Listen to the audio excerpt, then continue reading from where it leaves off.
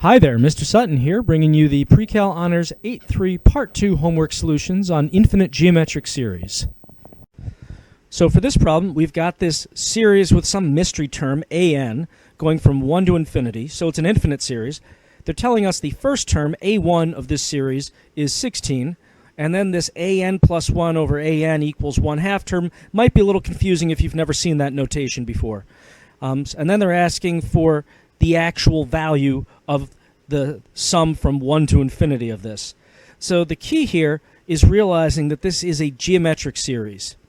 The way we know it's a geometric series is this part right here. This is really saying if you take a term and divide it by the term before it, you always get 1/2 for all values of n. So basically they're saying your common ratio is 1/2, and if you have a common ratio, you have a geometric series. We have an a1 value we said of 16. Again, the r value here is going to be 1/2.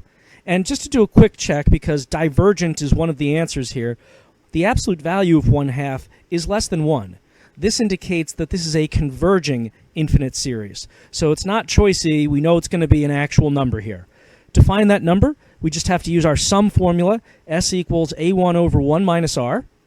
So that's going to be 16 over 1 minus 1/2, which is just 16 over 1/2, which is just going to be 32.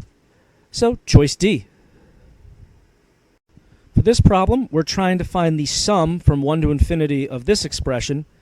Now, this is almost in a format that we can use. To make my life a little bit easier, I'm actually going to take this 2 to the n plus 1 and split it up into 2 times 2 to the n, because if I have 2 to the n over 3 to the n, I can just represent that as 2/3 to the n. So rewriting this now, I can call this 2 times 2/3 to the n. And we see that if we write it like this, that we're actually dealing with an infinite geometric series, which means to find the sum, I have a formula for that, just a1 over 1 minus r. Now, before I dive in and use that formula, well, first off, let me get my a1 value. So that's going to be what I get when I plug the lower limit of summation into here. If I plug 1 in for n, I've got 2 times just 2/3, which is 4/3. Now let me get my r value. That's what's being multiplied by itself over and over again. That's this 2/3 that's being exponentiated. Now before I go ahead and actually use my formula, you'll note that this answer choice here has an option for diverging. So we need to check to make sure this series actually converges before we bother plugging anything in. Because if you plug things into that formula that diverge, you will get like an actual number. It's just a garbage value though. So we notice that 2/3, the absolute value of that, is less than 1. This means that this is a converging series, and whatever our infinite sum formula tells us is actually true. So now that formula, that's again a1 over 1 minus r. So in this case, we have 4/3 over 1 minus 2/3. This is 4/3 over 1/3. And if you same change flip this or just cancel out the denominators, you end up with 4. So choice C. For this problem, we're trying to find the common ratio of an infinite geometric series that has a sum of 8 and an initial term of 4. So for this, we'll just start off with the infinite sum formula, S equals a1 over 1 minus r. And let's see, plugging in for S, we've got 8 equals 4 over 1 minus r. Multiplying both sides by 1 minus r, that'll be 8 minus 8r. Subtract 8, that's negative 4. Divide by negative 8, that's going to be r equals 1/2.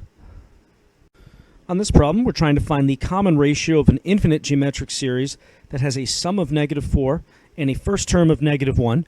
So to start this off, we'll write the infinite series sum formula right here, a1 over 1 minus r, and just plug in for s and a1. So we've got negative 4 equals negative 1 over 1 minus r. And now it's just a matter of solving for r.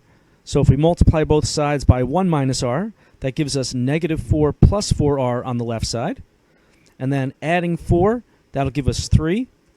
Dividing by 4, we have our common ratio of 3/4. For this problem, we're trying to find the common ratio of an infinite geometric series that has a sum of 19/30. That's an interesting number. And then a first term of 4/5. We'll start this by setting up our formula with the infinite geometric series sum. So S equals a1 over 1 minus r. Now we will plug in for S. That'll be 19 over 30 equals A1 we said was 4/5 all over 1 minus r. And now we just work backwards and solve for r. So we can cross multiply in this situation. That gives us 19 minus 19r on the left side. And on the right side, we've got 120 over 5, which is just, let's see here, 24. Next, subtract 19 from both sides. That'll be 5 on the right side. And dividing both sides by negative 19, we have r equals negative 5/19. On this problem, we're trying to figure out to what number does this series converge. And note the multiple choice answers. The series does not converge is one of the options, so we have to check for that first. So this is a geometric series, and while we're at it, let's just figure out the first term in the common ratio, just in case it does converge. So our first term is what you're going to get when you plug in your lower limit of 0 here for k. Anything to the 0 other than 0 is going to give you 1. So we have a first term of 1. And then the common ratio is just the thing that we keep multiplying by over and over again. Looking at our sigma here, we've got this exponential term, this negative e over pi, that gets raised to the k. So negative e over pi is going to be our common ratio. Now, is this greater than or less than 1 or exactly 1? Well, the key on here is noting that e is less than pi, right? E is about 2.7 something, pi is about 3.14. So since e is less than pi, since you're dividing a number by something that's bigger than it, this ends up being less than 1 in terms of absolute value.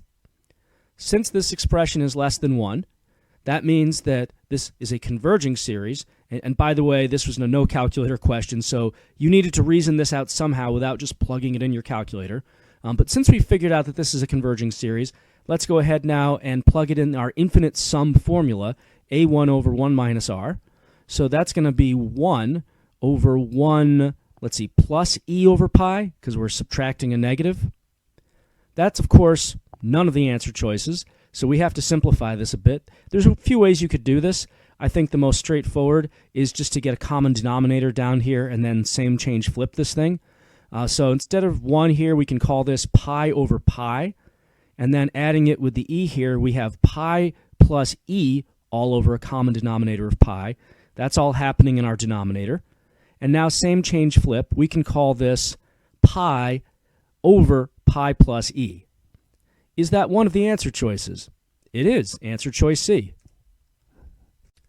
On this problem, we're trying to evaluate the series from n to infinity of 1/3 to the I. Now, this is kind of an interesting setup. For one thing, n is not the index variable. I is. N is actually being treated as kind of like a mystery constant in this problem. So, since we're trying to evaluate this, let's first ask, is this a geometric series? Since we have something being raised to a variable with an exponent, this is a geometric series. You've got repeated multiplication going on over and over again. So let's go ahead and figure out the first term in the common ratio. Our first term is going to be what we get when we plug in our lower limit of n for the I up here. So that ends up being 1/3 to the n. And I mean, that doesn't seem very satisfying because we don't really know what n is, but we're thinking of n as a constant in this problem. All right, now the common ratio on this, that's the thing that we're multiplying by over and over again. That's this 1/3 that's being raised to the I power. So common ratio of 1/3. Now 1/3, the absolute value of that is less than 1. So we know for a fact that this is a converging series. I mean, there were no answer choices that said it wasn't, but it's nice to double check. So we can actually go ahead and use our sum formula now, a1 over 1 minus r.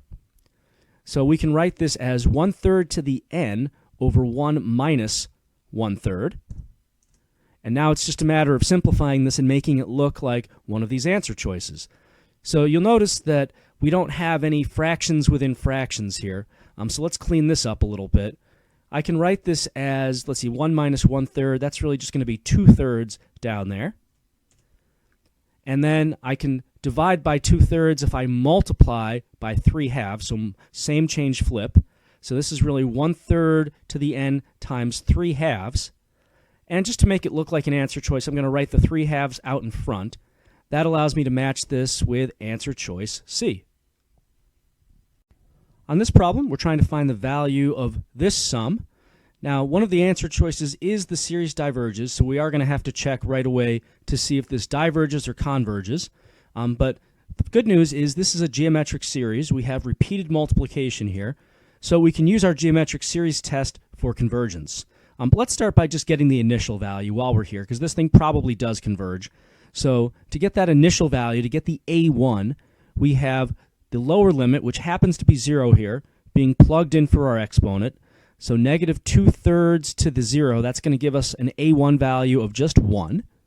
And now the common ratio, that's the thing we keep multiplying by over and over. R is going to be this negative 2/3 term in there. The absolute value of that is less than 1.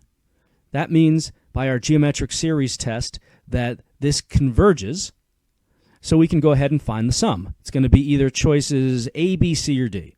Here's our formula for that, a1 over 1 minus r. Again, we had an a1 value of 1 that we found earlier. And now we're doing 1 plus 2/3 in the denominator. So this is going to be 1 over 5/3. And same change flip, this is just going to be 3/5. So answer choice C. For this problem, I'm trying to find the sum of this infinite series here. Now, the key on doing this one is recognizing that we've got these variables and exponents, so this is probably a geometric if we can rearrange things a little bit. I'm going to do that rearranging now. This e to the n plus 1, whenever I see one of those, I want to try to get another exponent that's just n to go with this negative 2 to the n. So I'm going to split this denominator up into e times e to the n. And I'm also going to put this e kind of in its own fraction with a 1 on top. All right.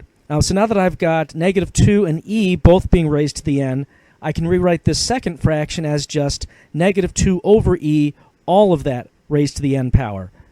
And now I have something that is definitely a geometric series in form. So I'm going to have to get my a1 and my r values so I can use my infinite sum formula. So for a1, that's when you plug the lower limit of summation, 1 in this case, in for n. So that's 1 over e times negative 2 over e, which is negative 2 over e squared. And now for the r value, that's just the thing that's being exponentiated, multiplied over and over again. That's negative 2 over e.